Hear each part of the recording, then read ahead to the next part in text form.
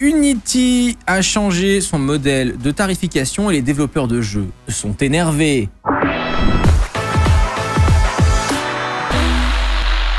Unity, en gros, c'est un moteur de jeux vidéo. Pour faire des jeux vidéo, il vous faut un moteur. En gros, c'est un éditeur qui vous permet de créer votre jeu, de créer les scripts, les boss, les donjons, la logique du jeu, etc. Et il y en a deux gros qui sont très connus, que sont Unity, qui est plutôt utilisé pour tout ce qui est jeux 2D, jeux mobiles, etc. Et Unreal Engine, qui est plutôt pour la 3D, les gros graphismes et la VR. Et il y en a un troisième qui s'appelle Godot. Donc le nom est catastrophique, hein, je trouve, mais qui est un moteur complètement open source, un peu sur le modèle de Blender, qui est un logiciel 3D open source, qui du coup manque de quelques fonctionnalités, mais qui honnêtement commence à être plutôt pas mal et commence à prendre en popularité, surtout avec ce changement catastrophique d'Unity. Donc le moteur de jeux vidéo populaire Unity apporte de grands changements à sa structure tarifaire, ce qui sème la confusion et la colère parmi les développeurs. Mardi, Unity a annoncé qu'à compter du 1er janvier 2024, il mettrait en œuvre un système de tarification au paiement par téléchargement qui facturerait aux développeurs un montant forfaitaire chaque fois qu'un jeu utilisant le logiciel Unity serait installé. Donc ils nous disent, nous introduisons des frais d'exécution Unity qui sont basés sur chaque fois qu'un jeu éligible est téléchargé par un utilisateur final. Donc tout ça, on en avait parlé pendant le live précédent. Concrètement, ils vont faire payer les développeurs 20 centimes par jeu installé. Le problème, c'est que ça risque de concerner aussi les gens qui installent plusieurs fois le jeu, les gens qui piratent le jeu. Bref, c'est un enfer pour les gens qui sont des devs indépendants, qui n'ont pas forcément beaucoup d'argent, et pour qui, en fait, cette facture en plus tombe au pire moment. Parce que c'est quand tu viens juste de lancer ton jeu, que tu n'as pas encore recoupé les frais de production du jeu et tu as besoin d'argent, et tout d'un coup, tu as la grosse facture d'Unity qui tombe. Merci, quoi. C'est vraiment un enfer catastrophique de zinzin. Il y a eu quelques petites nouvelles depuis, donc je découvre en même temps que vous. Unity s'est regroupé et nous dit que maintenant, seulement la première installation d'un jeu déclenchera ses frais. Les démos, en règle générale, ne déclencheront pas ses frais. Oui, parce qu'il y avait un truc sur les démos de jeux vidéo, où en gros, si jamais dans la démo, tu peux payer directement pour débloquer le jeu complet, il y a le frais, parce qu'ils considèrent que tu as livré le jeu complet aux gens. Mais si la démo, elle est bloquée et il faut retélécharger le jeu si tu veux le jeu complet, là, les gens payent pas. Un bordel. Et les devs ne paieront pas de frais pour les gens qui jouent depuis le Game Pass ou ce genre d'abonnement, quoi. Pour les gens qui ne comprennent pas et pour essayer de faire une espèce de truc rapide, quand tu développes un jeu vidéo sur un moteur de jeu vidéo, tu peux pas revenir en arrière très facilement. Il faut vraiment recommencer à zéro. Ça, j'étais pas sûr, mais j'ai écouté ce que disaient des développeurs indépendants. Et il faut vraiment recommencer à zéro quand tu passes d'un moteur à un autre. Donc c'est énormément de travail. Donc pour tous les gens qui sont en train de travailler sur des jeux avec le moteur Unity, et qui travaillent dessus depuis 1 an, 2 ans, 3 ans, 4 ans, et qui apprennent cette nouvelle, c'est absolument terrible. Parce qu'ils ont des petites équipes de 5, 10, 20 personnes qui sont en train de se casser le cul sur Unity depuis des années, et ils apprennent que va falloir tout refaire, puisque même si plein de gens disent ouais mais du coup ils reviennent en arrière, c'est bon, ça va aller, le problème c'est que la confiance est complètement brisée en fait. Et que s'ils peuvent faire ça du jour au lendemain, et que là, même en se prenant un tollé pas possible, ils reviennent à peine en arrière, bah t'as absolument pas confiance qu'ils vont pas réessayer plus tard, quoi. Donc c'est un petit peu compliqué, quoi. Il y a les devs de Among Us qui ont menacé de changer d'engine si Unity continue, d'ailleurs. Ça montre à quel point c'est gros. Ah oui, il y a plein de jeux comme ça qui sont sur Unity. Bah oui, effectivement, Among Us tourne sur Unity, ouais. Et en fait, c'est vraiment catastrophique, hein. Imaginez que Adobe nous facture un frais à chaque fois qu'on fait une vidéo avec Premiere Pro, hein, ou une photo avec Photoshop, c'est catastrophique, enfin vraiment. Et pourquoi ils ont eu cette idée horrible? Il faut savoir que le président actuel de Unity, de mémoire, je crois que c'est un ancien de chez Activision, qui avait sorti un truc absolument lunaire. Il avait dit il faudrait qu'on mette un frais de $1 pour tous les joueurs qui sont sur Battlefield, chez EA, pardon, qui jouent à Battlefield et qui veulent recharger leur arme, genre au pire moment, quand ils sont en train de galérer avec plein d'ennemis et tout machin, hop, recharge ton arme pour $1. Vraiment, on a des idées de génie, hein. Vraiment, nos managers ont du talent, hein, bien sûr.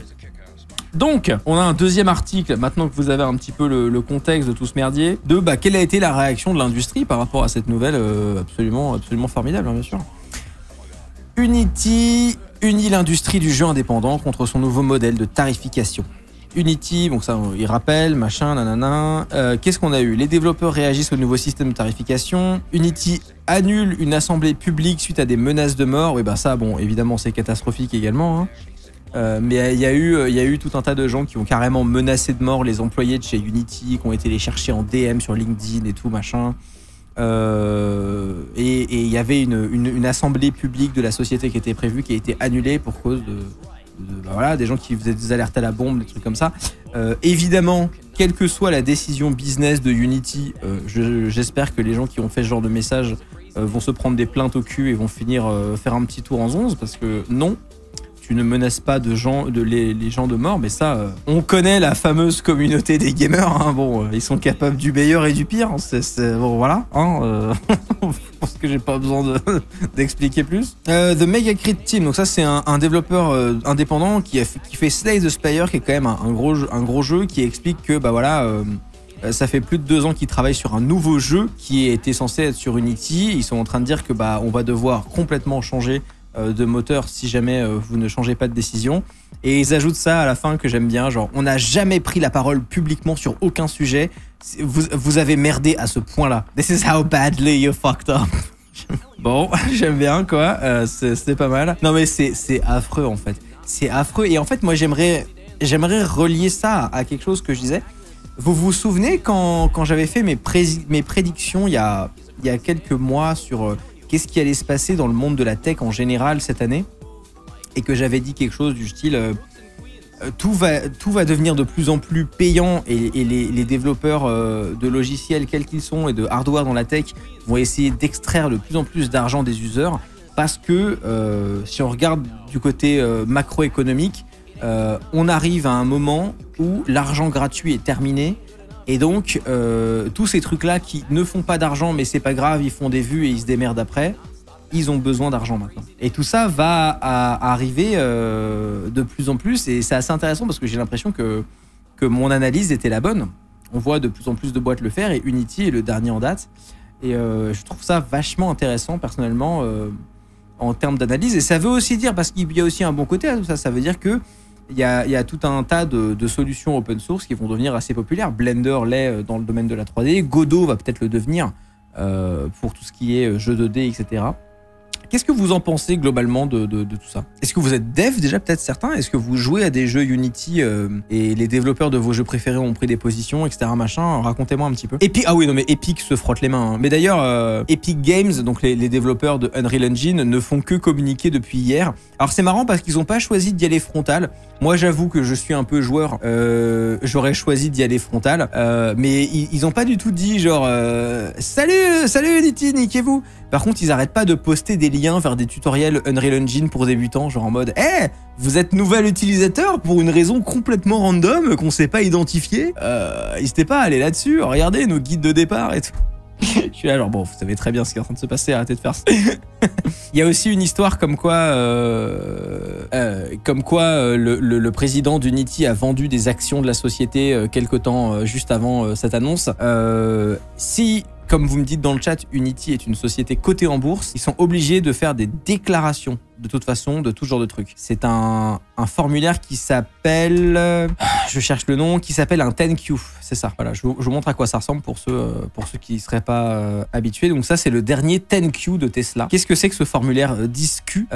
C'est un formulaire de la SEC, la Securities and Exchange Commission, que toutes les sociétés publiques sont obligées de remplir tous les quarters, avec tous leurs résultats financiers parfaitement bien rangés dans des cases, leurs dettes, leurs revenus, leurs machins. Donc tous les grands mouvements d'action comme ça de dirigeants sont publics. Donc on va attendre le prochain 10Q de Unity et puis on saura exactement ce qu'il a fait et s'il avait le droit de le faire. Mais de toute façon, ils ne peuvent pas le cacher. C'est l'avantage aussi d'être face à des sociétés qui sont cotées en bourse et qui sont publiques et qui ont un devoir de transparence qui est gigantesque.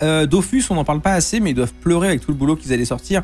Oui, effectivement, je sais que Dofus était en train de préparer une version de Dofus sur Unity, c'est ça, hein. T'aurais fait quoi, toi, pour augmenter les revenus d'une boîte comme ça? Putain, merci de me poser la question, j'adore réfléchir à ces trucs-là. Si j'étais président d'Unity, en fait, t'es dans une position où tu as offert un outil gratuit ou quasiment gratuit pendant très longtemps. Et en fait, la seule façon pour moi de faire de la valeur de manière correcte, c'est d'offrir de la valeur. Qu'est-ce que je veux dire par là? Par exemple, il y a le Unity Store, le magasin Unity, qui permet d'acheter tout un tas de modèles 3D ou de scripts de code déjà faits pour que les gens puissent ne pas faire des tâches un peu lourdes et répétitives. Si je tape Unity Asset Store, voilà, il y a ce magasin. sur lequel Unity prend bien sûr des frais de transaction.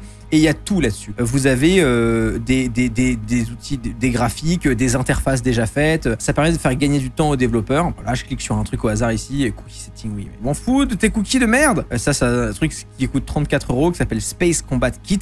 Et c'est un kit avec tous les scripts faits pour faire des combats de vaisseaux dans l'espace. Donc, si tu veux faire un jeu dans l'espace, au lieu de recoder tout à la main, tu peux acheter ça pour 34 € et tu as toute la logique de base qui est déjà programmée. Et comme ça, tu n'as plus qu'à construire par-dessus. Et ils prennent des frais de transaction là-dessus. Donc, c'est déjà une façon de amener de l'utilité aux gens, amener de la valeur aux gens et de prendre des frais de transaction là-dessus. Mais je pense qu'ils pourraient aller plus loin. Moi, je chercherais toutes les façons que je peux d'amener de la valeur aux gens sur lesquelles je vais prendre des frais de transaction. Typiquement, pour les jeux multijoueurs, je ferai un truc du style Unity Cloud où on se propose d'héberger les jeux multijoueurs, les serveurs des jeux multijoueurs et évidemment de les vendre aux développeurs, de les faire payer, mais on les fait pas payer pour les faire payer, on leur vend un service. J'essaierai de faire tout un tas de services annexes comme ça. Pourquoi pas un Unity Job Board où tu peux trouver des développeurs freelance Unity pour ton projet sur le truc Unity et tu sais que ces gens-là sont formés, ils peuvent voir exactement leur spécialisation. Moi, c'est plutôt 2D, moi, c'est plutôt 3D, moi, je suis bon à faire du code réseau, moi, je suis bon à faire des VFX, moi, je suis bon, etc. Ils peuvent faire des trucs comme ça. Ils peuvent faire tout un tas de choses, en fait, tout un tas d'outils construits autour de Unity qui apportent de la valeur et qui leur permettent de se financer. Moi, j'irai chercher de ce côté-là, personnellement, parce que je trouve que c'est la meilleure façon de générer du revenu sans détruire le produit, quoi, qui est un petit peu le problème de ce qui est en train de se passer. Qu'est-ce que tu en conclus? Parce que c'est clairement volontaire de tuer Unity, mais pourquoi? Je pense pas. Je pense pas que ils ont fait ça avec la volonté de tuer Unity. Je pense qu'ils se sont dit, très sincèrement, c'est de la merde, mais les gens vont encaisser. Je pense qu'il y a eu très sérieusement une réflexion de la sorte. C'est complètement pourri, mais c'est pas grave, les gens vont supporter. Malheureusement, ils ont un peu surestimé la capacité des gens à encaisser des horreurs, quoi. Mais ils ont tenté, hein, dans un sens, voilà, ils ont joué, hein, ils ont le droit de jouer. Je lis le chat, hein, excusez-moi. Est-ce qu'ils vont perdre leur communauté comme Reddit, à ton avis? Non. Et d'ailleurs, Reddit est un parfait contre-exemple. Reddit n'a pas perdu sa communauté, hein. Pour ceux qui ont pas suivi, Reddit, il y a eu tout un truc où ils se sont mis à faire payer l'API de Reddit, donc tous les développeurs qui faisaient des applications pour lire Reddit sur mobile et tout machin se sont fait niquer de ouf. Tout le site entier a protesté pendant des semaines et tout. Résultat, la protestation est finie, Reddit est toujours très populaire. Pour le coup, je vais dire un truc extrêmement cynique, hein, mais Reddit a eu raison. Ils se sont dit, les gens vont hurler à la mort pendant 2 mois et après ce sera fini. C'est littéralement ce qui s'est passé. Mais à la différence que Reddit est un produit retail. C'est-à-dire que ça, c'est des utilisateurs finaux qui utilisent Reddit. Là, c'est des sociétés qui utilisent Unity qui ont beaucoup d'argent en jeu. Donc les enjeux sont pas les mêmes. Le CEO n'a rien vendu. Je sais pas, c'est une info chat. Moi, j'attends de lire les formulaires officiels et je verrai. Au final, ça va coûter cher aux devs ou pas tellement? Ah bah, ça coûterait des millions de dollars, hein, à certains développeurs. En fait, là où c'est le plus dur, c'est pour les développeurs de jeux free-to-play. Parce que si ton jeu est énormément installé, que tu fais des revenus, en tout cas que tu as fait 200 000 $ de revenus, déjà, ça veut pas dire que tu as gagné de l'argent, parce que peut-être que ton jeu t'a coûté plus de 200 000 $ à produire, ce qui est très probable, hein. 200 000 $ pour produire un jeu, ça va vraiment pas très loin, hein. Faut s'en rendre compte. Et ensuite, si ton jeu n'est pas un succès commercial, bah tu te fais juste niquer de fou, quoi. Surtout que c'est rétroactif, quoi. C'est 20 centimes par installation depuis le début de ton jeu, à partir du moment où t'as tapé les 200 000 de revenus, quoi. Donc ça va très très vite, hein. Non, les gens qui réduisent un peu le problème dans le chat, vous vous rendez pas compte, je pense. C'était vraiment un très très gros emmerdement pour les devs, hein. C'est possible de niquer un jeu free-to-play avec des machines virtuelles ou autre chose comme ça en spammant, bien sûr, c'est le problème. C'est 200 000 de bénéfices ou 200 000 de chiffre d'affaires. 200 000 de chiffre d'affaires, ils peuvent pas traquer les bénéfices. Augmenter les prix après avoir rendu les utilisateurs dépendants devient une tendance dans le monde du numérique. Reddit, Netflix, Unity, Twitter, on dirait que ça marche et ça me déprime. Oui, ça marche. Mais en fait, ça marche parce que, bon, là, dans le cas d'Unity, c'est différent, mais parce que c'est vraiment un outil de travail et que les gens en ont besoin, ils ont construit dessus, et là, pour le coup, c'est vraiment pas de leur faute. Mais c'est aussi parce que t'as plein de gens qui feront pas assez d'efforts, tu vois. Moi, l'exemple que je trouve le plus lunaire, c'est Twitter, hein. Je comprends pas ce que les gens font encore sur ce site catastrophique, hein. C'est-à-dire que vraiment, mais c'est par habitude, c'est par plein de trucs. Il y a plein de raisons, tu vois. Faut jamais se battre contre les envies des gens, hein. Faut s'adapter. C'est chaud si c'est sur le chiffre d'affaires, alors que juste prendre un pourcentage sur les ventes, ce serait pareil. Bah, ça ferait moins d'argent pour Unity, mais oui. C'est d'ailleurs ce que fait Unreal Engine. Unreal Engine, à partir de 1 million de dollars de revenus, ils prennent 5% de la suite. Donc pas des premiers 1 million. Ils te laissent ton premier million et après ils prennent 5%. Ce que, somme toute honnête, ils te fournissent l'outil gratuitement. Et si tu fais plus d'1 million avec ce que tu as fait sur Unity, sur Unreal, ils prennent 25%. Ok, honnêtement, ça me choque pas particulièrement. Pour info, ça fait plus de 7 ans que j'utilise Unity, je donne des cours, formations, etc. Tout ça va avoir un impact sur le futur, mais moi j'hésite à changer du coup. Bah normal parce que y a même des éditeurs de jeux vidéo. Donc les éditeurs, c'est des personnes qui reçoivent les développeurs de jeux vidéo et qui éditent le jeu sur le marché, qui s'occupent du marketing, de la vente, etc. Bref, ils développent le produit une fois qu'il est fait. Où ils avancent l'argent, etc. Enfin, je connais pas très bien ce milieu, mais bon, je connais la différenciation. Et en fait, il y a des éditeurs qui ont dit bonjour les développeurs. À partir de maintenant, si vous pouviez nous dire quel moteur vous utilisez, ce serait bien parce que ça va devenir une décision business. Est-ce qu'un éditeur va suivre un développeur qui est sur Unity, sachant que ça peut leur coûter cher, quoi. Enfin bref, tout ce qui est certain, c'est que c'est une source de stress que les devs indépendants n'avaient pas besoin d'avoir. L'outil Unity n'a pas réussi à se démocratiser à d'autres marchés, films, etc. Mais surtout à développer leurs outils pour simplifier et donner des workflows innovants pour accroître sa communauté / marché. C'est vrai que Unreal Engine, nous, on s'en sert ici pour faire des tests sur des trucs de production virtuelle et tout qui ne sont pas du jeu vidéo. Après, il y a plein de gens qui disent ouais, mais est-ce que Unreal Engine va pas faire pareil? Vous avez tout à fait raison de vous poser la question. Je pense que c'est probable que non. Déjà parce qu'ils ont vu le bordel que vient de se prendre Unity dans la gueule, donc ils n'ont pas forcément envie de faire pareil. Ensuite parce que, comme dit dans le chat, ils ont d'autres sources de revenus. Unreal Engine, c'est une des sources de revenus, mais Epic Games, ils vendent des jeux vidéo, ils ont Fortnite, ils ont plein de trucs. Ils ont une marketplace aussi avec plein de jeux qui sont pas à eux, mais juste qu'ils éditent sur leur marketplace comme Steam. Donc voilà. Ils ont toute une partie au cinéma aussi, donc je pense pas qu'ils aient besoin de ça. Unity était dans une situation financière assez catastrophique de ce que j'ai compris des articles. Donc ils avaient que leur éditeur de jeux vidéo, quoi, leur moteur de jeu, quoi. Donc bon, compliqué.